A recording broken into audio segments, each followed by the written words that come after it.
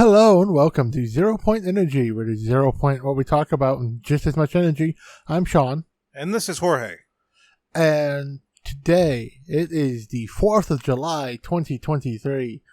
So we are celebrating by watching movies about the Revolutionary War.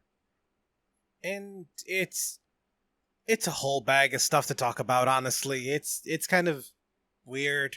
It is. I mean, these movies that we watched are good. We watched two television movies. One is an older, late 80s, made for broadcast television. It's a CBS movie called April Morning, starring Tommy Lee Jones and Rip Torn.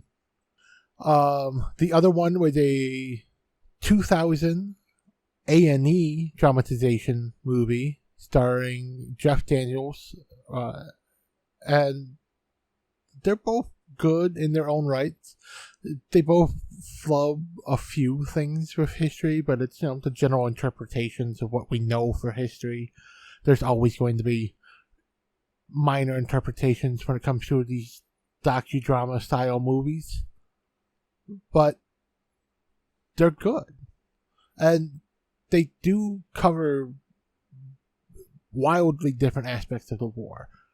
One covers the hesitancy of the colonists to fight, to stand up, and they're questioning on whether or not they should or not, whether or not it's a smart thing to even attempt to stand up to the biggest, best military in the known world at the time. And the other movie we watched shows more of kind of the mid-war point, and it's the desperation, the need to have a win after a string of successful, just back-to-back losses, and major losses too. I mean, this is, the crossing is about the crossing of the Delaware, and it's not the heroic crossing that, a lot of times we're taught in history. It shows this was not a smart tactic. This was the move of a desperate man with a starving army. To be fair, it was a good tactic. The problem is the chances of it working were slim to none. Yeah, but the thing, it wasn't done as a good, sound tactical move. It was good because they were desperate for a win. No, I agree. It's just, okay, had they had better equipment or better preparation, doing that exact tactic would have been amazing. But because it was out of desperation, that's how bad it was. Yes, and like I said, that's what a lot of the history books, what we learned in school, especially, as part of the Chicago public education system, we were just taught that there's this heroic thing and it's this great tactic that they did to cross the rivers. No, the first time they crossed the river, they were fleeing for their lives. It was a desperate move just to get away from people. And then the crossing of the Delaware to get to Trenton to attack the Hessians who were stationed there was another desperate move because they needed food and supplies that they weren't getting from Philadelphia, from, the Continental Congress. No, I agree. I mean, General Washington was experienced. He knew about war, but he was, in all honesty, not a military genius, but he at least knew strategy. Yes. I mean, how do I say it? I mean, he was a farmer. He fought in the Indian War beforehand. He fought under, I forgot the other general's name. Fuck. Anyways, a British dude. Point is, the man knew exactly what he was getting into, well, as much as anybody can know in terms of knowing the future, and decided to keep moving, and he kept being a part of this desperate war because as kids, like you said, in the public school system here in Chicago, you learn they fought and they lost, but then they started winning. Like, you don't actually think about how heavy that tolls on you. Yeah, and, we're told that they were cold and they were desperate and they didn't have the proper blankets and the winter uniforms and things like that, but they don't really explain to you that they went from an army of 20,000 to less than 5,000 in a few months. And that it was battle after battle, loss after loss after loss, losing ground the whole time. It's not the turning point of the war, but it is a major turning point of the war, that 2,000 desperate men in the middle of winter on Christmas crossed a river and sieged a city. And again, these people were starving, they were cold, all that jazz, and they managed to win completely with, the only casualties were on the Hessian side. They captured 900 out of 1,500. Yes. And, okay, so the colonists had them outnumbered. It was 2,000 versus 1,500. But it's 2,000 barely trained kids. The average age of the soldiers that were still following Washington at this point were 16, 17-year-old kids who had ample opportunities to just leave. They could have deserted. They could have just left. Their contracts, their conscriptions were almost up anyways. They chose to stay and follow him through these horrible conditions, and they persevered. And the Hessian military was, at the time, since they were mostly mercenaries, but they're well trained, well fed, well armed. They're one of the best trained private militaries in the world at the time. Like, they were counted as almost equal to the British military if they were to form up in the proper ranks and go toe to toe. In terms of numbers, you're right, because I think at the time there were I want to say 75,000 on each side, more or less. Yeah, well, not even just numbers, just training and equipment wise too. Okay. Like, as a military force, they were an equal. Their training might have been a little bit better, the Hessians versus the British, but the British had more money. And in warfare, modern warfare, and in the olden days, Revolutionary War, medieval times, all of it, money is a huge thing when it comes to war. That's the ability to pay to get food, to pay to get clothing, to pay to get weapons, armor, all of that. When you go into a town to appease the locals, you don't just siege their town, you pay them for their goods, their services, their time. Except for quartering.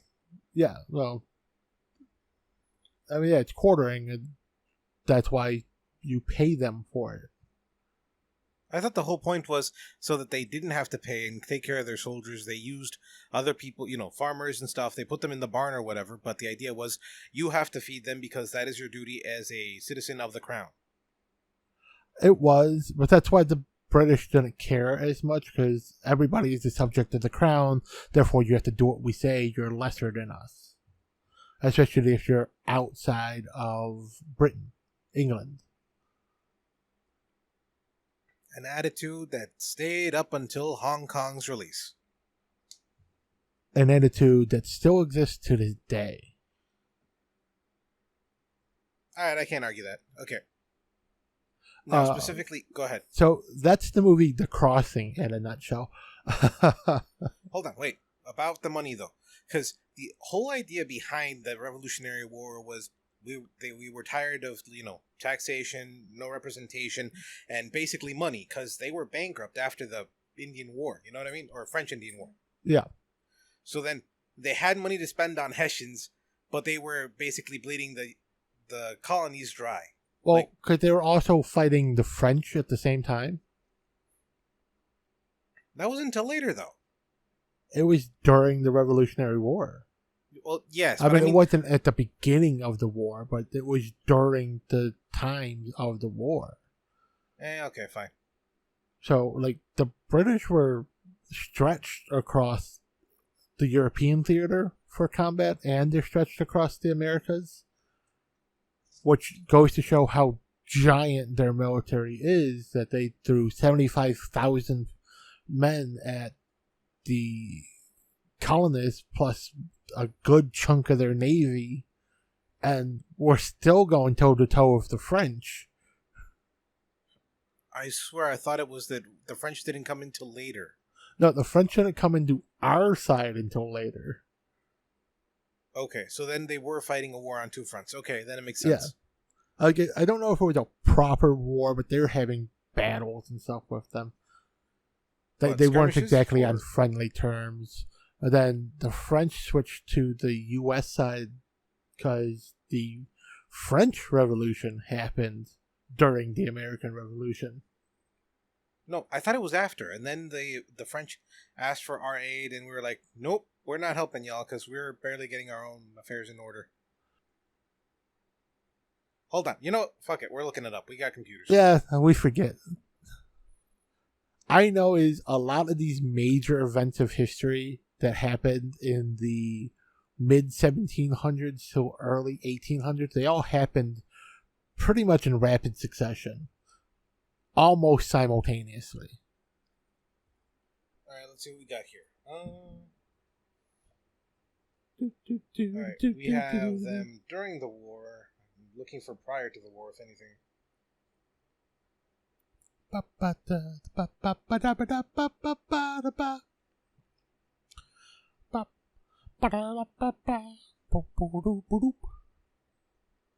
Alright, according to this, they weren't fighting for the British until after we got them to join our side. Okay. With Franklin being like a diplomat. Right around here. See? Yeah. Okay, but still, 1777. They lost in the 7 Years' War right before, so. Yeah. So the British were regrouping after a war. I mean, they won that war, but they were still regrouping after a war. Agreed. So it's, still an amazing thing. No, I agree. It's just, I want to make sure that we get this part right, just because it's history and we should know our history. I mean, you and I both know a little bit about different things, but like specifics that we talk about, you know what I mean? We should know more, but we're also Americans, and Americans are horrible at knowing history, especially our own, because we intentionally choose not to teach us our own history, because America is a shithole. Join us next week when we talk about Mexican history, watching La Película. Oh, which, crap. weirdly, will probably be a much more positive video than this. We'll see. Now, specifically, I know that they were hurting for money. They basically wanted money from the colonies, taxing, all the intolerable acts, the Townsend Act, the sugar, the tea, all that jazz. Yeah, and that's what the colonists were getting so tired of, because you also had the Stamp Act, which I can't remember if the Stamp Act was our thing after the war or if the Stamp Act was the British thing before, but it was literally, there's a tax on every piece of paper, every bit of ink, every bit of pencil lead, every literally all the stuff that you would need in. And then there was taxes on grains that weren't automatic, that needed to be imported, that weren't grown locally. Then taxes on teas, taxes on alcohol, taxes on gunpowder and guns and ammunition, all of that. Which some of those taxes are viable taxes, they're understandable taxes, but what everybody was annoyed about, what made them basically start a war and led to the Boston Tea Party and stuff like that, it was the fact that they had to pay so much tax. Like, every aspect of their life was taxed, almost like it is today. Almost? Really? No, it's actually so much worse nowadays. I was going to say, they had paid so much taxes that they never had any money. You had nothing for yourself because you had to tax everything. had a separate tax on it that you had to pay. Basically, the best way is to actually not paying most of these taxes was buy domestic, which is still technically a good thing, but we don't produce anything anymore, so we can't. True. And even if we did produce things, we still have taxes because our country likes to do the sales tax thing instead of like a more European style, especially British style, with the value added tax, which is a set tax rate on goods that's included in the price. And it's the same tax no matter where you go in Britain. Like, it doesn't change by city to city, by state or commonwealth to commonwealth. It doesn't change. It's you paid 2% on this. It's still 2% on that. So it's like, okay, so what does that cost? Oh, it's going to cost you $20. Well, what's it going to cost if I go to this part of the country? It's still going to cost you $20. Whereas here, like, you live in Chicago, I live in Schaumburg. We could buy the exact same thing. You'll pay $25 for it. I'll pay $20 for it. It's the same fucking shirt we bought from Walmart. Yeah. And it's bullshit. I mean, again, life could be a hell of a lot simpler and still not be as big a pain in the ass it is now. True. And that's another thing. Like, we started a war, a revolution. We created our own country because of what equated to roughly 23% tax when you added up all the taxes that were being levied.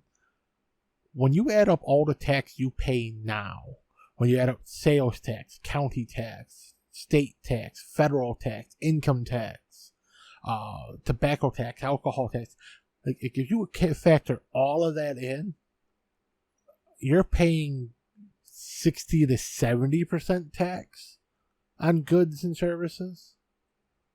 Why haven't we started another war? Oh, yeah, that's right, because we've indoctrinated ourselves to fear our own government. And, okay, and not to be positive about militias, because most of them are right-wing, racist, and kind of evil, but at the same time, 75,000 was the standing army of the U.S. at that point, the Continental Army, or whatever you want to call it. Right? Yes. In just militia, we had 200,000. Yep. Okay? And that's people who trained themselves. They wanted to fight. They wanted to be able to help. Okay? Nowadays, nobody wants to do anything. Everything is be by yourself. Pull yourself up by your bootstraps. Well, that's because even the good militias are all seen as such right-wing, like, terrorist groups, and most of them are not. Yeah, there are a lot who are extremely racist, who are very sketchy, who are very, very anti-government, anti-authoritarian, all of that stuff. Which is okay to a degree, but they go to the extremes. Like, militias are local military. It's volunteers who want to defend their homes, who want to defend the place they live. Militias have a place. And yeah, they're not as well armed as the actual military. That's the point. The military is first line of defense. The militia are the last line of defense. I don't agree with that so much, but I understand the sentiment. Well, I'm just saying, like, an official declaration of war, a standing military attacking the U.S. Yeah. Our military will intercept them first. They are our defense. If anything gets past that, they're going to have to deal with civilians with guns. Agreed. And we have our semi-trained militia, which are decent. Most are decently trained. You know, I've seen videos and stuff of official militias, the actual, like, state-run militias, and they are decently trained guys. Men and women who volunteer for this service, who are using their own weapons, and, like, a couple weekends a month just doing training drills and things like that, which is fine and acceptable. So you've got military first, then you have your militias, and then you just have dudes with guns. I mean, and unfortunately, our country wants to lump dudes with guns in with the militias and say they're all the same thing and they're all bad. okay, now, the thing is, I've seen the super right-wing, the anti-authoritarian, like, overthrow the government types, and I've seen only, in all fairness, the only good ones I've seen are the ones who are, they call themselves a militia, but they're basically reenactors, you know what I mean? They have the older musket weapons and such, and let's say, like, a couple weekends out of the year, they actually hold, like, demonstrations about how the guns used to work, what the battles were like, and they actually, basically, they're a museum, you know what I mean? Like, Yeah. like, I've never actually seen the ones you're talking about that are good. Yeah, well, I know here in Illinois we have an official militia. Michigan has its official militia. The Michigan militia used to be real big. They did go a little right-wingish for a while, so I think they either got disbanded or they chose to disband. Montana has a militia that I know of, and theirs is a decent group of people.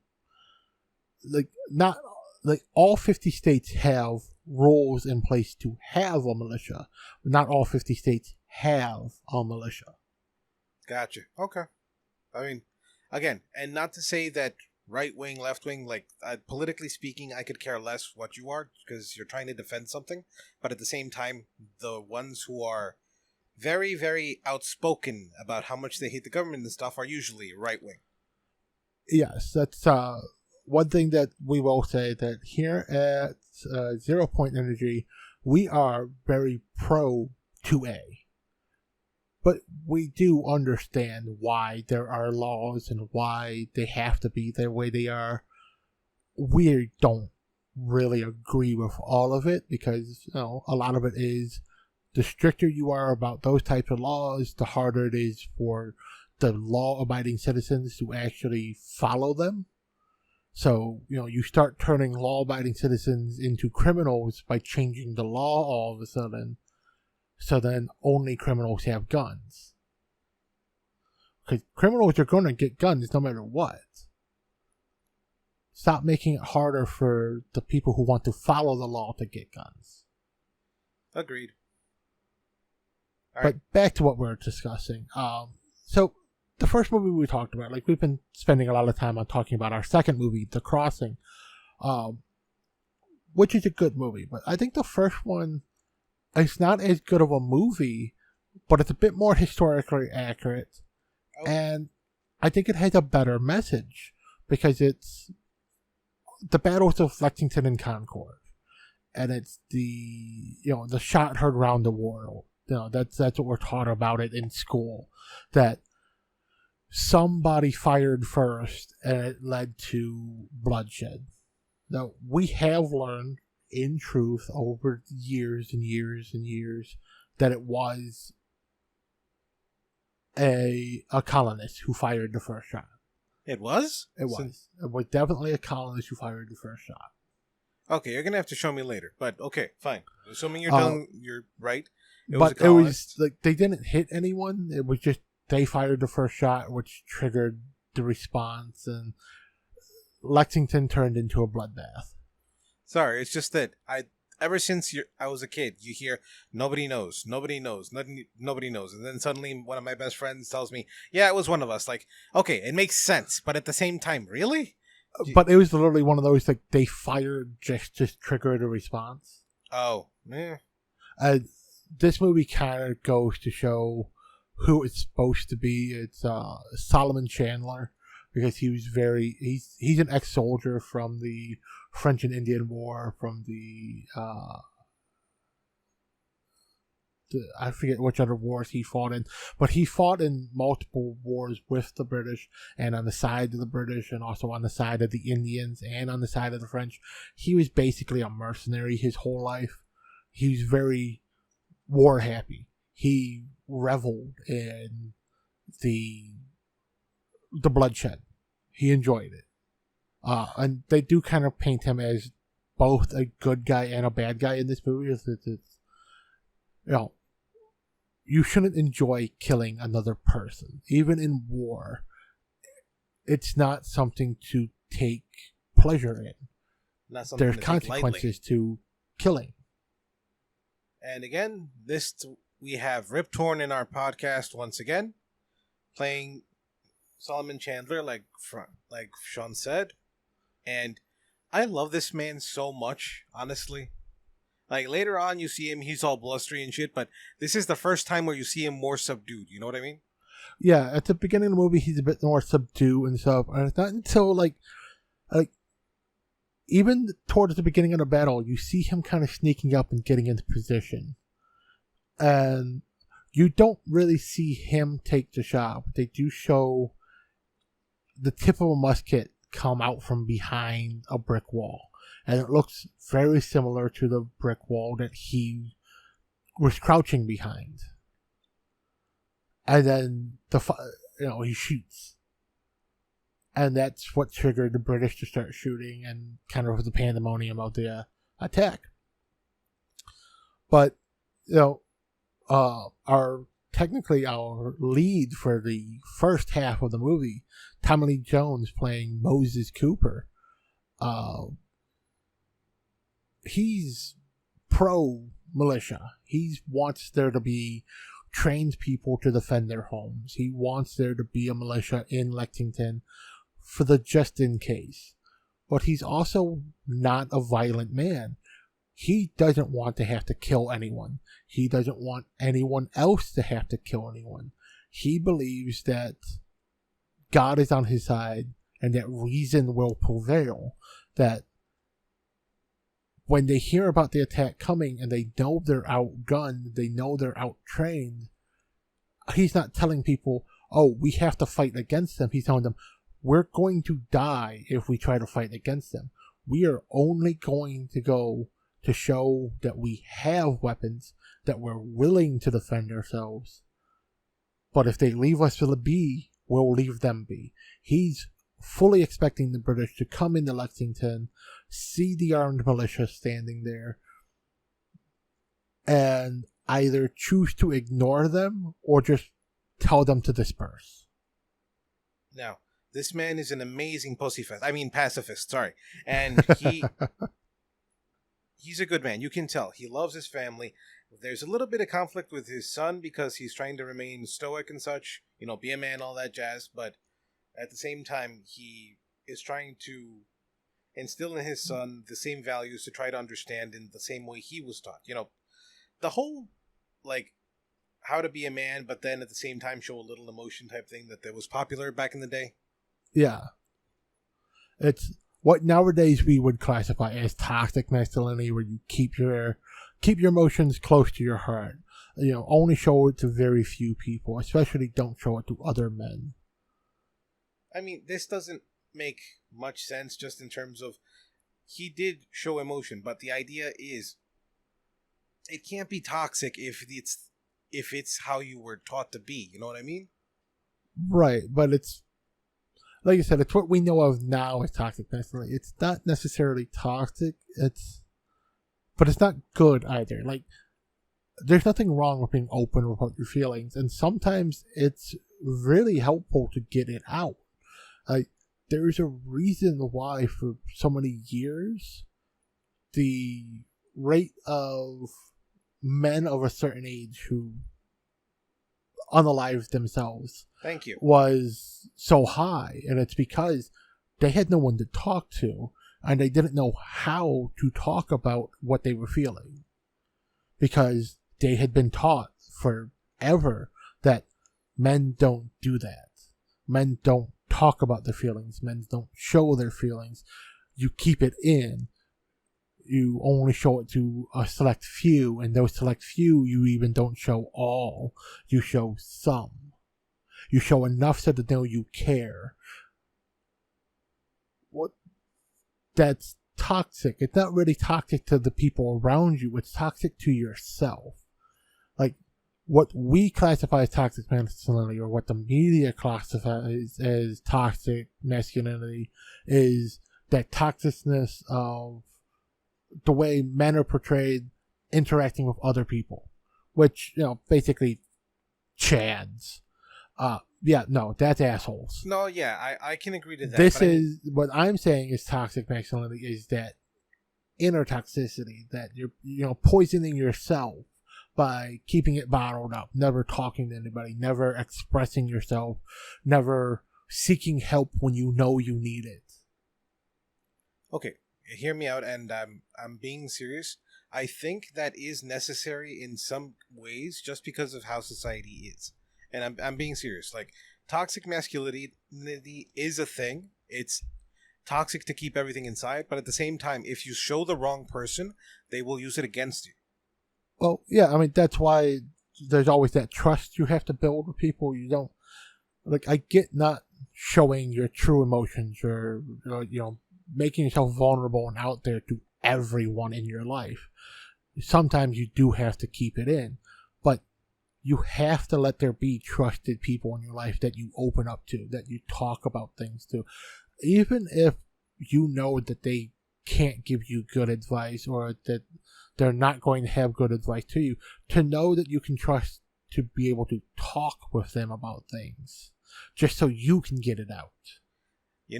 That's one good thing about being a Catholic. Shut the hell up.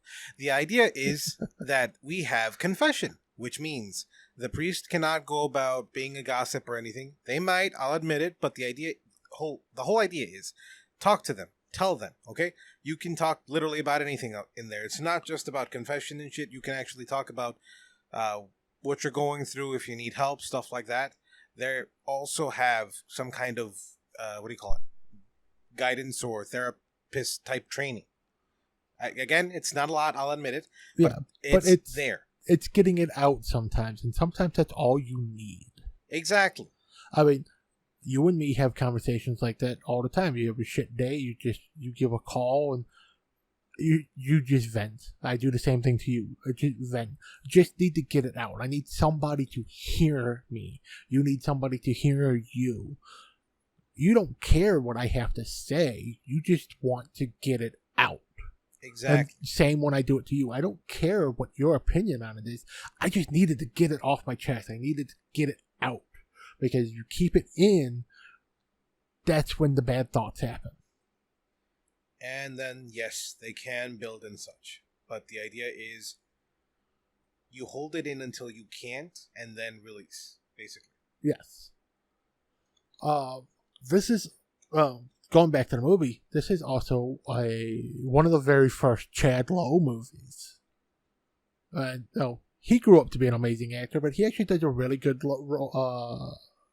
portrayal in this movie as the young Adam Cooper, who, for the second half of the movie, becomes our main protagonist, and it's him struggling with the idea of what is adulthood. I mean, he's 15 going on 16.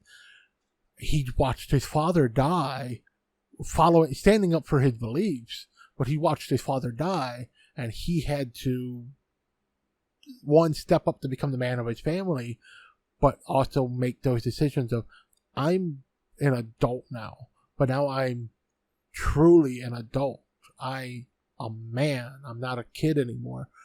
I have to make these decisions. What is right? Do I follow my faith? Do I follow my father's example? Do I make my own way? And I think he does a good job of portraying that throughout the entire movie. No, I agree. I mean, he doesn't know what to do. He also doesn't know what he has in terms of his father's love, or example, he thinks he's always a disappointment. He finds out, no, it's just how I show my love. Because the world is scary out there, and I want you to be ready. And you see him ask for advice from other adults, like, older men in his life. He does talk with his father a bit and try to find out how his father feels about him. He talks with their neighbor, who is the father of the girl he likes. He values his opinion immensely. He actually does talk and learn a bit from the Solomon character, who maybe not the best example, but it did show him something. but it also did show him the thing that he knows is wrong. Like, there's a point where it's after one of the battles where Solomon is gloating about the fact that he was able to drop somebody from 300 paces. And Adam, he remarks to the Reverend, I don't know how he can enjoy killing, how he can be happy about this. This is a horrible day. And the Reverend just goes, well, for him, it's eye for an eye, tooth for tooth. It's not wrong how he's thinking, but it's not right either. You have to balance that. Like, Solomon is being too happy about the fact that there is war. But he's not wrong to be happy that he's surviving. He's getting revenge. And I think that's interesting that the Reverend is the one who points that out to Adam, because it makes Adam not question his faith, but actually kind of reinforces it in him that not all things come straight from the Bible. Sometimes you have to interpret it, and he mentions later on that his father always said that sometimes you can't follow God's word. You just have to let God figure it out for you, and you just have to be your best you. Those aren't the exact words he said, but yes, that's kind of the message he gets. I forget the exact words. I only really memorize the lines by reading the subtitles, and this movie is from the 80s. The subtitles are god-awful. So They skipped words. They skipped whole sentences sometimes. So I hate when they do that. Like, people who speak in very low tones in this movie, and the subtitles, because we watched this on YouTube, so it was the auto subtitle thing. It wasn't picking up the sound of people talking a lot of the time, so we weren't getting subtitles. We were getting subtitles for like every other word. Now, to preface that, just to say, we did watch it legally. It was on the channel of the production company that made the movies. It was not illegal, okay? No, both of these movies we watched for free on YouTube, but they were legal channels, all from their respective production companies. So, yes, we did not pirate these movies. They're good, made-for-TV movies, so highly recommend watching them. Like I said, they're not perfectly historically accurate, but they do cover enough. Like, this one, April Morning, does cover, like, they do a better job of staying in dialogue for the time period, and the dress is a little bit more accurate for the time period. And this movie came out in 1988. Now, the Jeff Daniels movie that came out in 2000 for the A&E network, they were using more plain language, a little bit more modern language too, but it's plain language. It's easy to understand, it's easy to follow. You know what they're saying because they're talking how we talk. Now, I know they had the word ass back in the day, but balls? Really? Balls? They did, but you would have said, yeah, don't swing your balls or swamp the boat. Meaning don't wiggle around or will tip over. Yeah. General Knox, I believe. That was the dude. Yes. The Glover character, Colonel Glover, told him, it is an insult to be as fat as you are while men have been starving for 3 months. Which I understand. Yes, for men who haven't been eaten for 3 months, it is damn near treasonous to be fat. Now, I understand he's a general, so he probably can eat at least somewhat fairly well, but at the same time, bruh. Yeah, like, he has a point. Glover has a point. Like, you are a fat man, which means you are eating more of what rations are available to go around than the rest of the people here. And you shouldn't be. Now, to be fair, though, okay, in the military, you're supposed to lose a lot of weight because you're lugging a bunch of heavy shit around, carrying your own effects. I mean, and back in the day, it was even worse. You know what I mean? Well, technically, you gain weight because muscle is heavier than fat. Okay, fine. You gain weight. But you get in shape. You get in shape, but at the same time, like, you should be losing that stomach. Yes, you should. What's it called? When I was working with you, I lost like 30 pounds in 3 months.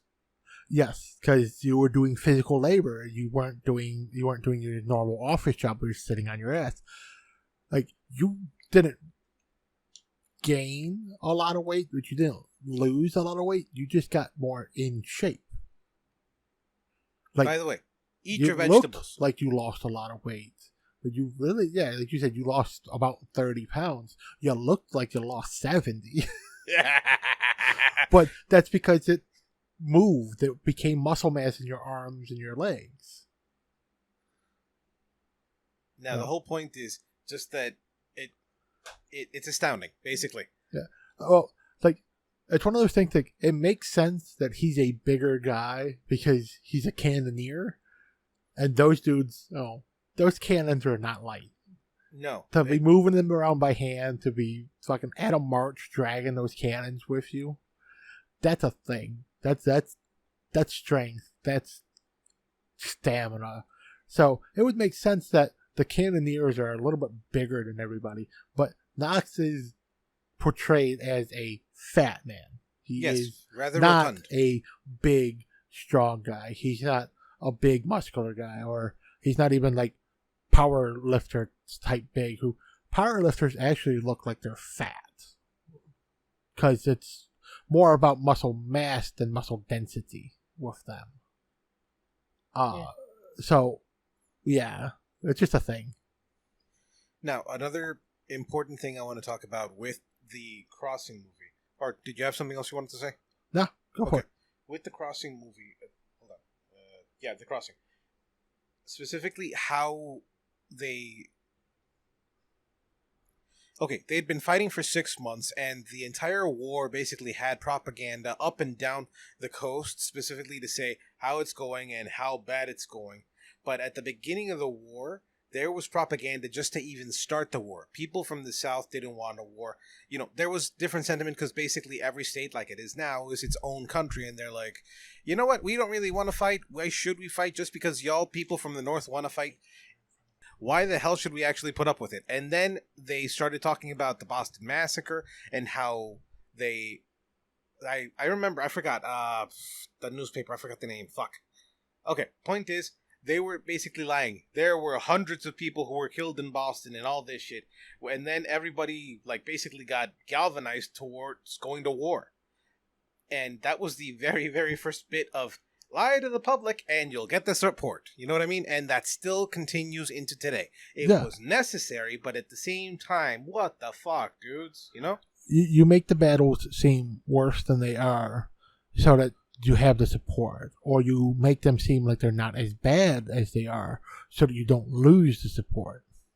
I mean, basically the only people who knew the truth were the people receiving the dispatches from Washington and Congress. And even then, sometimes those dispatches would intentionally be written to be not so bad.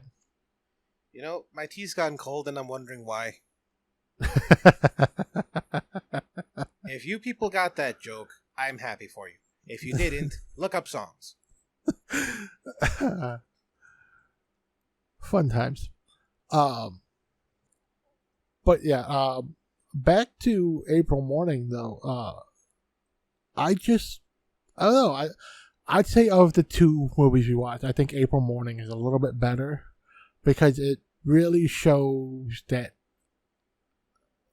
internal debate. It's not just that the Lexington colony had to debate on whether or not they wanted to form their militia and stand up. Like, it's the internal debate with each character of, should I do this? Is this the right thing to do? Even if I do join the militia, can I kill somebody? Should I kill somebody? And I think that's actually refreshing to see in any type of war movie. to see characters have that debate of, can I actually do this? Is this a thing I can do? And is it something I should do? And again, in this movie, especially with the character of Adam, you do get good glimpses of him saying, I don't like the feeling I have after I've shot a person. Like, Adam is unsure if he's killed anybody. He knows he's shot at least 3 to 4 people. He doesn't know for sure that any of those people are dead. But he knows after each one of them, he feels horrible. He takes no pleasure in this. He's just doing the thing he has to do to survive. Because if he hadn't shot them, they would shoot him. I mean, and you have other characters, especially his girlfriend's father, who Joseph Simmons is the character, played by Robert Urich. Where he even says, yes, this is war, and that's good. You shouldn't enjoy it. It always feels bad to kill a man. It's not something that you ever get really used to. It's not something that you should ever enjoy. But it's not necessarily sinful to do it. You have to live. Which is also another, I'd say, good interpretation for this movie. Like, they're portraying these characters as very godly, very religious, but also that sometimes you have to go against the Bible to still be godly. To follow your faith, sometimes you have to do what must be done. That's another thing. Okay, this movie takes place after the Bible was translated. They have the King James and all that. There are plenty of wars in the Bible. Like, as a kid, it frustrated me knowing that, okay, God told them to go to war. You know, we have a war. Should we go to war? We have to figure it out. God doesn't talk to people no more. Again, if you're religious. If you're not, then, kind of the moral dilemma, like Sean was saying, but specifically, ask God, pray on it, discern, whatever you want to call it, go to war. It's not that it's not just or against God to go to war. You're not supposed to kill, but even God said, kill. So sometimes there is a just reason to go to war, and you have to figure it out yourself. Yeah. But just go ahead.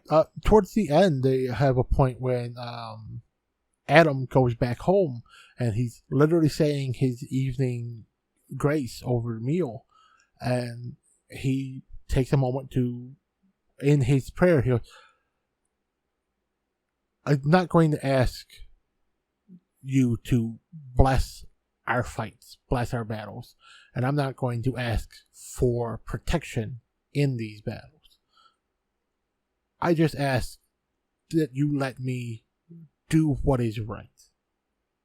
Help me with that bit of guidance. So he's not asking God for any form of protection. Like, no, this is not a godly thing I'm doing fighting. He doesn't want his blessing in war. He doesn't want his protection. God will do what God will do, and he understands what he's doing is not a godly thing by fighting in the war. But he doesn't want his God to abandon him either. Keep pointing him down the path that at least keeps him in God's light. Which, I know, it's weird hearing something pro-religion from me, a very devout anti-religious person. But I get it when there's a good religious message in a movie. And I think this movie actually has a good religious message. They're not, despite how preachy some of these characters are, they're not really forcing their religion down your throat with this movie.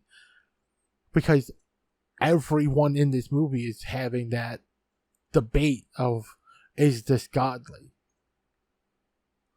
But it's not just the debate about is this godly, or the debate about religion. It's also about reason. It's about what reason to go to war. It's about is this not fair? Is this Right, but they're using other reasons other than because God blesses us. They're pretty much all accepting of this is not a holy thing to do. This is bad. We will be killing people. The Bible teaches us not to kill. And we're just doing what we need to survive. We need our God to understand that. This is why we're not asking him to bless us in battle. We're not asking him to protect us in battle. Just don't abandon us either. No, I get that. But what I mean more, like, intellectually speaking, in terms of, like, how they are, what, like, we've gotten through all this. We've heard about what happened in Massachusetts. Or no, not Massachusetts, Boston and stuff like that. They talk about everything that has happened and how this is leading to this. We can see it. It's coming, and we have our reasons for it and against, and how they debate. Like, they actually talk about it. They don't just, like, scream at each other. They don't say my voice, you know? No, they have actual debates using logic, reason, intelligent thought with little sprinklings of scripture and things like that. But they're not relying on scripture. They're not relying on God's message to say, well, this is right. We have to get revenge because, it's the right thing to do to be vengeful in the Bible. An eye for an eye is a thing. They're not doing that in this movie. They are seriously debating it with themselves and internally. Like, character to character, as they're talking, they have these debates with each other. But they also have these internal debates. You see it in their faces. You see it how they act. Even when they're talking with people, they're like, it's not like, I feel like you should. No, I feel like I should. They're expressing their feelings about how this is affecting them. And like I said, there's only one person who seems to be delighting in the fighting. Everyone else is literally like, they all seem to hate that they are driven to this point. But they're doing it because they must. And that's what I mean. Like, that, the fact that they're still neighbors, they're still friends, like, they may disagree, but they know that they have to take action no matter what that action actually is. I think this entire movie is probably, like, everyone in modern day, most people would say that the John Wick movies are the examples of what happens when a good man goes to war. Yeah, he's already done some pretty shady things in his past life. He quit that life, became a good man, and then had to go back to that life. This movie is probably the much better example of this is what happens when a good man goes to war.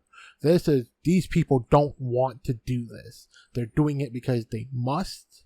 They understand that they're doing it because they must, and they take no pleasure in having to do it. These are good people trying to live good, honest lives who were pushed and pushed and pushed until they had no other choice. And again, these people are farmers, but they're not just farmers. They're landowners. They're farmers, they're landowners, they're fishermen. They're not going to war to go to war. They are defending their homes, they're defending their families, they're defending their livelihoods. They understand that whether they fight or not, their entire life is going to change. But they're also at least somewhat educated. They know enough to know this is where we stand and this is where we have to start drawing our arms. Yes. Like I said, they use logic and reason. They have legitimate discussions about this. Nobody's just, we should fight. Because even the guy who, they do have one character other than Solomon who's like, no, we should fight. We should take this fight to them. And like, we're going to die if we do that. And they're like, yeah, we will. So even he understood that once he got someone else voiced against him. And it's like, we all understand if we do this, we're going to die. we cannot fight against these people. Not just us versus them. We need help. We need more people. And that's what happened immediately after Lexington, as the British marched into Concord. The news of what happened at Boston, the news of what happened at Lexington, the news of what happened at Bedford, like all of these little cities between Boston and Lexington and Concord, they all had their own little skirmishes. They all went through the same thing within the same day, the same 24-hour period.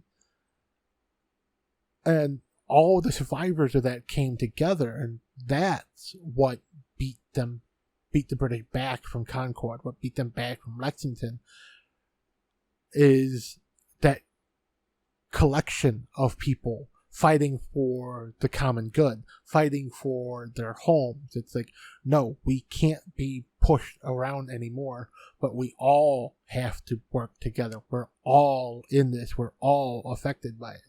My town isn't enough. We need all the towns. And it seems like from town to town, everybody understood that.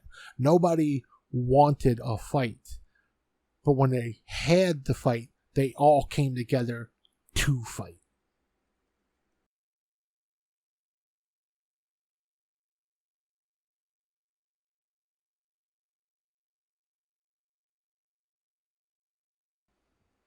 And that's how I feel. I mean, we shouldn't be fighting amongst one another. We should be fighting our enemies. And our enemies are from within as well as without, I'll admit. But at the same time, we need to stop fighting each other and starting to listen to each other.